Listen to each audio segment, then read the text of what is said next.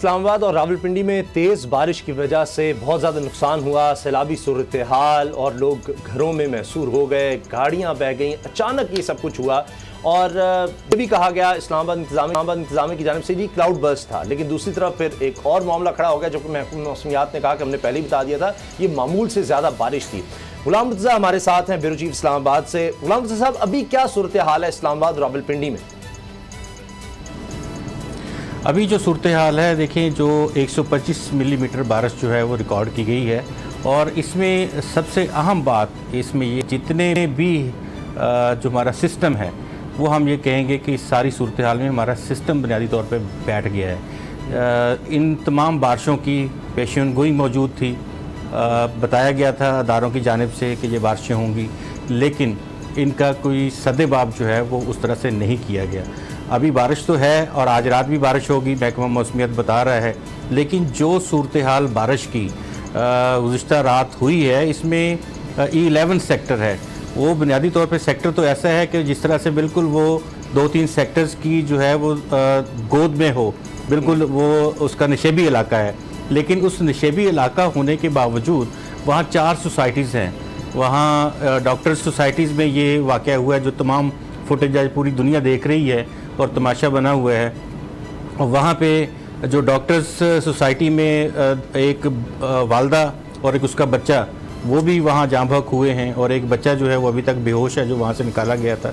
तो ये इस सोसाइटी का जो आज हमने वहाँ पे गए और वहाँ जाके देखा सूरत हाल, वहाँ पे जो नाले थे उन नालों को कवर कर दिया था इस सोसाइटी वालों ने, और उनकी जो रोड्स हैं वो भी बहुत ज़्यादा तंग कर दी थी। इसके साथ साथ वहाँ जो पार्क से जो वहाँ पे कुछ और चीज़ें इस तरह की थी जिनको आप कम्युनिटी वेलफेयर के लिए कहते हैं, वो तमाम चीज़ें इन्होंने प्लॉट्स में कन्वर्ट कर दी।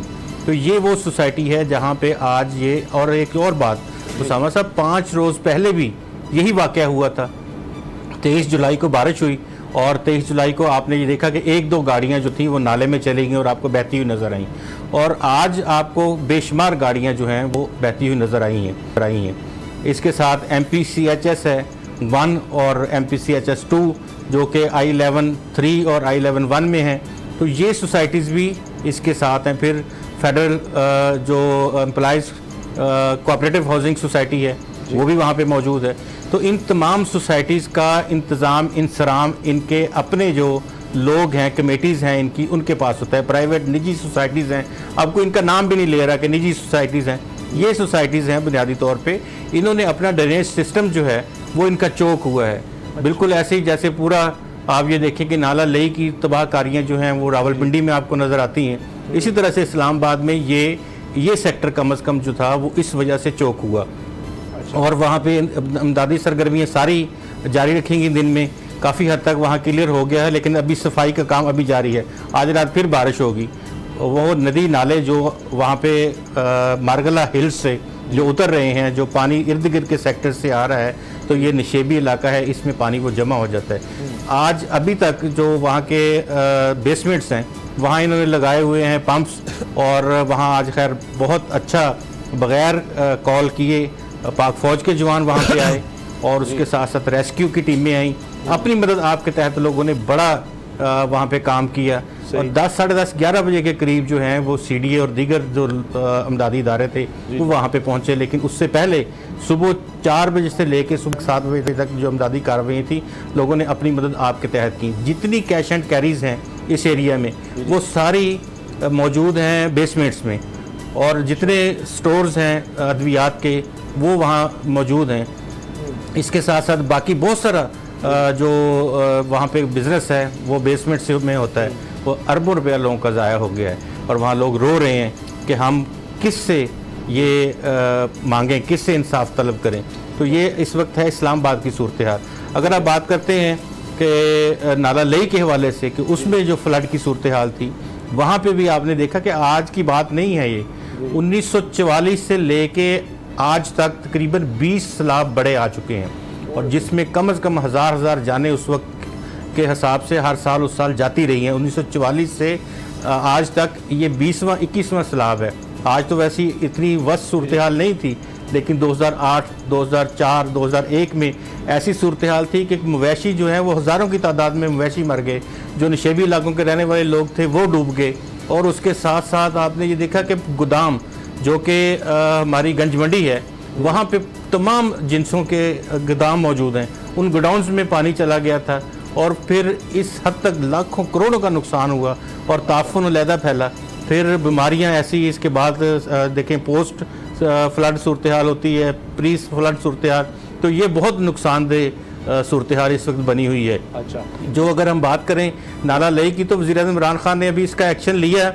गुज़िश्ता जो इसी 2 हफ्ते पहले एक इजलास हुआ था, 75 बिलियन रुपीज़ का एक पैकेज उन्होंने नाला लई के हवाले से अनाउंस किया हुआ है।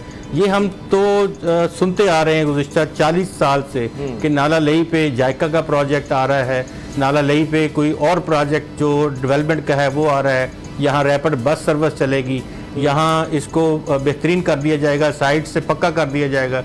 बहुत प्रोजेक्ट हुए, काफ़ी रकम भी लगी इसके ऊपर, लेकिन आज तक ये रावलपिंडी वालों की ज़िंदगी में कोई खुशहाली नहीं ला सका।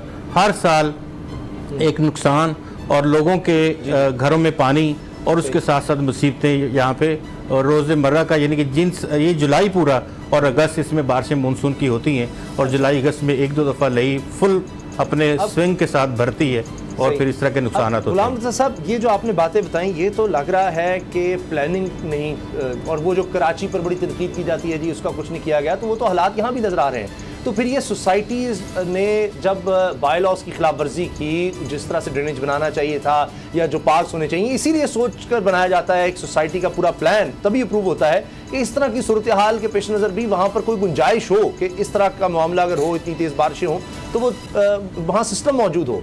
तो फिर ये कौन कसूरवार है? नाला लई के हवाले से जिस तरह आपने बात की, शेख रशीद साहब वहाँ पर गए, उनका हल्का है, वो तो ये तक कह चुके हैं कि जी मेरी ज़िंदगी का मिशन है इसको ठीक करना, उसके बाद तो मैं सियासत से ही शायद अलग हो जाऊँ, क्योंकि इतना अर्सा मैंने अब सियासत कर ली, इतनी वज़ीर भी बन गया। उन्होंने अपनी ज़िंदगी का मिशन जिसको बनाया हुआ है वो नहीं हो रहा। सोसाइटीज़ फिर किसके कहने पर? CDA का कसूरवार नहीं है कि ये सब कुछ जो हुआ, जो 2 कीमती जानें चली गई, तो आइंदा के लिए फिर क्या किया जा सकता है जब वहाँ इंफ्रास्ट्रक्चर ही सही नहीं है, जावजात है, गैर कानूनी तामीरात की गई? CDA बराह रास्त ज़िम्मेदार तो नहीं है, लेकिन क्योंकि बाई लॉज जो हैं वो तमाम सोसाइटी रजिस्ट्रार के अंडर आते हैं और सोसाइटी रजिस्ट्रार जो है वो डिप्टी कमिश्नर के अंडर है और डिप्टी कमिश्नर जो है वो चीफ कमिश्नर के अंडर हैं, तो ICT की रिस्पॉन्सिबिलिटी बराह रास्त तो नहीं है, लेकिन इनकी जिम्मेदारी ज़रूर बनती है, क्योंकि इन्होंने उस बाई लॉज की जो खिलाफ वर्जियाँ उन कमेटी वो जो सोसाइटीज़ हैं वो कर रही होती हैं, उनको उन्होंने पूछना होता है कि आप यहाँ प्लाजा क्यों बना रहे हैं, यहाँ ड्रेनेज ख़त्म क्यों कर रहे हैं, यहाँ पे नाला था इसको क्यों ढांक दिया है, इसको आपने क्यों बंद कर दिया है। तो ये सवालात होते हैं और इनके इंस्पेक्टर्स वहाँ जाते हैं। लाजमी बात है कि कोई ना कोई ऐसी मिली भगत होती है जिसके बाद ये चीज़ें इस तरह से चलती रहती हैं। अगर आप डॉक्टर सोसाइटीज़ में, जो मेडिकल सोसाइटी जिसको कहा जाता है, डॉक्टर सोसाइटीज़ कहा जाता है, उसमें अगर आप एंटर हों तो आप देखेंगे 2 गाड़ियाँ खट्टी बहुत मुश्किल से आसपास होती हैं, ये उसका मेन रास्ता है। तो कैसे वहाँ पानी और बाकी सारी चीज़ें जो हैं वो किस तरह से होंगी, तो ये सहूलियात देना ज़ाहिर है कि वो उन सोसाइटीज़ का काम है। और वो ये फ़ीस लेते हैं, आपको पता है कि जितनी ये सोसाइटीज़ हैं 4 ये इस्लामाबाद के अब कह लें कि ये मरकज़ में आ गई हैं, तो इन तमाम सोसाइटीज़ के घरों को जो लोग रहते हैं, रहायश पजीर हैं, उनसे पैसे लिए जाते हैं, उनसे सीवरेज के पैसे लेते हैं, उनसे दीगर जो सहूलियात हैं, सोसाइटी की सफाई सुथराई है, बाकी चीज़ें, उस सब के पैसे लिए जाते हैं।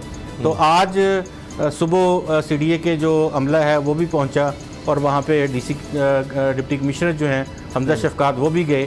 तो वो लोग उनको ये कह रहे थे, बार बार एक बात कर रहे थे उनसे कि यार हमें ये बताएं कि हम आपके पास अपनी मुश्किलात लेके आते हैं तो आप कहते हैं कि आप CDA के अंडर नहीं हैं। तो आज आप इस वक्त जो आए हैं, अगर आप टाइम से आ जाते तो ये लोग जो ज़ख्मी हुए हैं, जो मर गए हैं, तो इनको बचाया जा सकता था। बिल्कुल सही सवाल लोगों के वैलिड थे। उनके साथ वज़ीर कानून जो हैं वो बाबर अवान साहब भी मौजूद थे। उन्होंने भी ये कहा कि हम इन ज़िम्मेदारों को नहीं छोड़ेंगे, बल्कि हमारा ये अभी उन्होंने कहा कि मैं वज़ीर साहब से मुलाकात करूँगा और इन तमाम सोसाइटीज़ वालों से नुकसान पूरा करवाएंगे जितने लोगों का नुकसान हुआ है, क्योंकि इनकी वजह से ये नुकसान हुआ है।